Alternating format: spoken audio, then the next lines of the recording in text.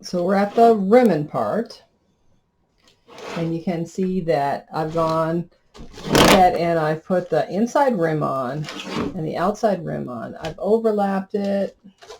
So you can see on the inside here, about an inch to 2 inches on both the outside and the inside.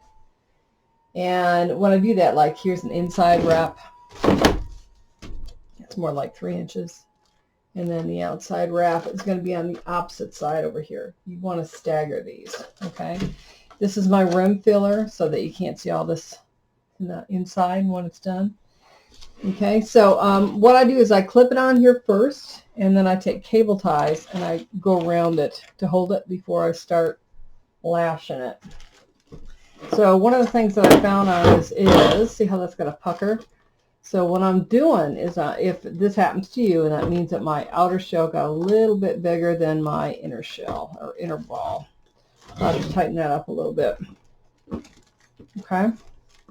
And so I'm just working this back to the end of that as I lash. Okay, so I'm going to go in here and I'm going to look. I want this on about every third stake. So I'm going to start from the inside on this so that I can find out where it is that I want to put the stake. And then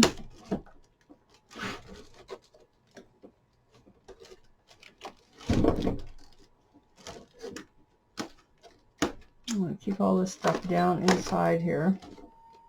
So I keep the clips on.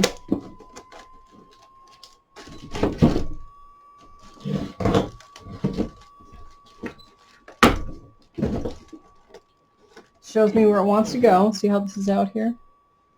And then I'm going to take my cable tie and just thread it through there where I found that hole at. Take that out, tighten it up. Let me do it one more time for you. Clips are always a good idea, especially when you have that overlap. So, once again, I'm going to count about 3 stakes over. 1, 2, 3. And I want to be underneath that black, or I mean on top of that black weaver. Remember, there's 3 rows of weaving, so that one needs to come down some. Okay.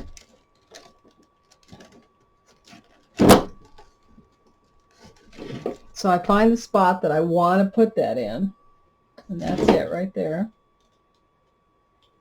And then I'm going to take my cable tie, since I've already got that all opened up for the hole to go in there.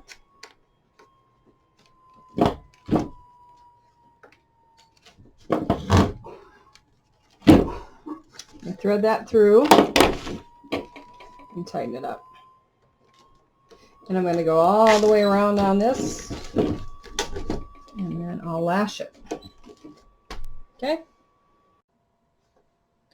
So we are going to lash. We have the rims on, and we have the rim filler, and we have it all cable tied to hold it securely. So there are several ways to start your lashing. There is no one right way, but you do need a lasher, and it needs to be wet. So what we're going to do is, I like to start on a point on a stake that has not had a turnover on it. So if you look at it, that one's had a turnover on it, that one's had a turnover on it. And the reason that we don't want to do that is because it's just bulkier. Okay, so we're going to start on this one that was actually cut flush. So if you cut your lasher at an angle, it goes a lot easier. So I'm going to use my tool, and I'm going to open this up again. If this is in your way, it goes away. And I am going to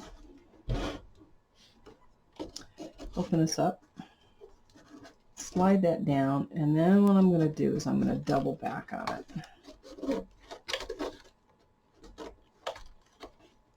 so that when I'm pulling on it, and I'll pull it out. Okay, so once I've doubled back on it, double back on it, and I can pull it and it doesn't pull out. So I want to be on the side of each stake. So I'm going to find me a hole here. And then I'm going to keep that open. Thread this through. Now here's the thing about lashing. You don't want to twist your lasher. Pull that through.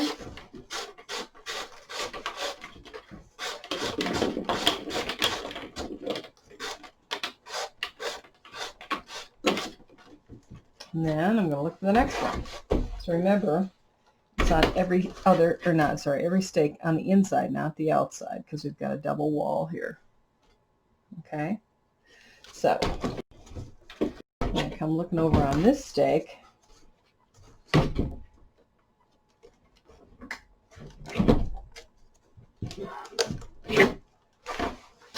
I'll make a hole there. And then I'm going to thread it through again.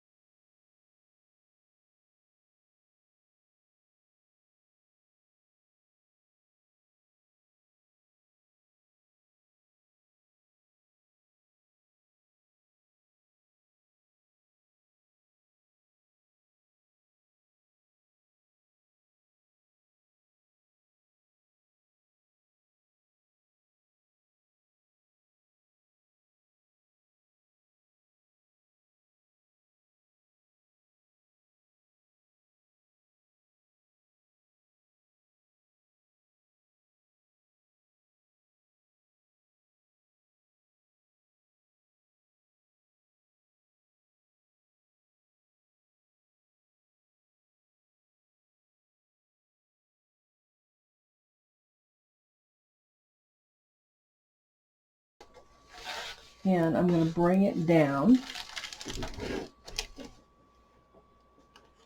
like I was going to finish it.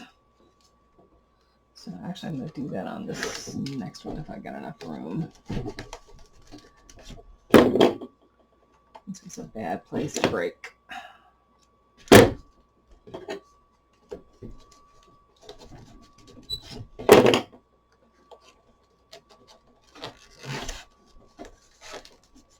So what I'm going to do is I'm just going to go down here one like I did when I started.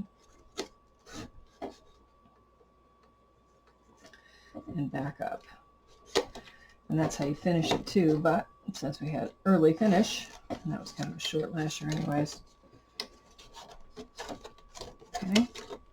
So I'm going to bring that down just like that.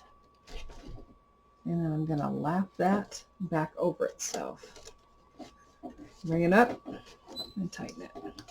And so what I'll do to start that new one is I'll do it right next to that and then I'll trim that off.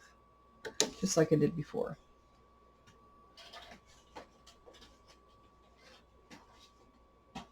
So if you have a lasher that's not long enough, you can do this. So once again, I'm going to come down to that first row of weaving. I'm going to bend that up over itself and just pull it up. And what that does is it keeps it from pulling out when I'm lashing because I want it tight. This guy here now. It's all trimmed up.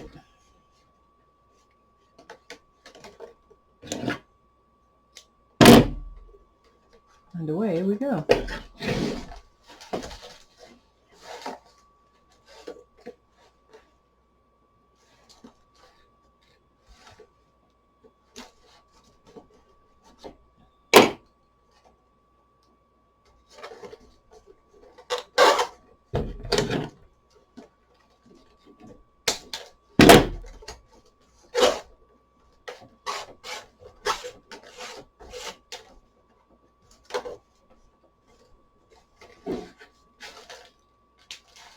Actually, I jumped in. I thought that was pretty big. You want it here first.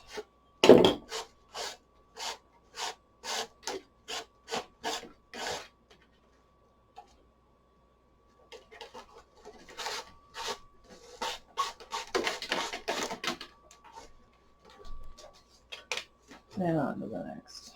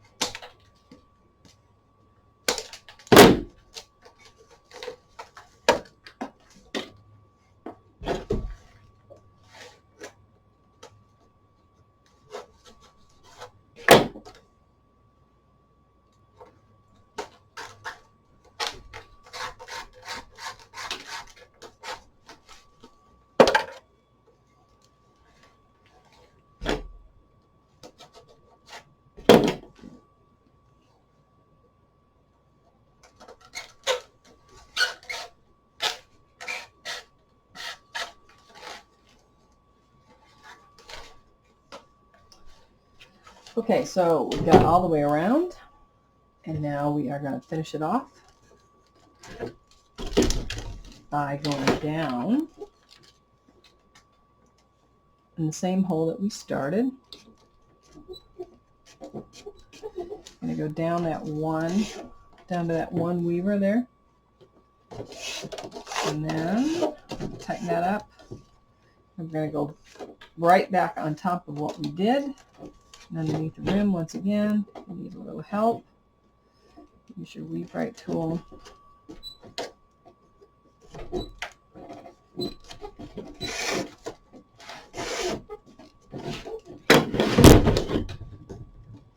And trim that off. And there you go.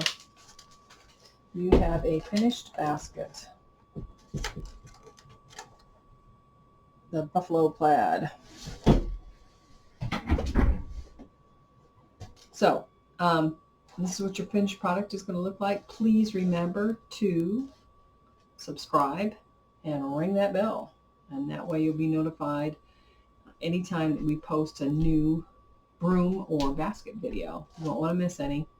See you next time. Thanks for watching.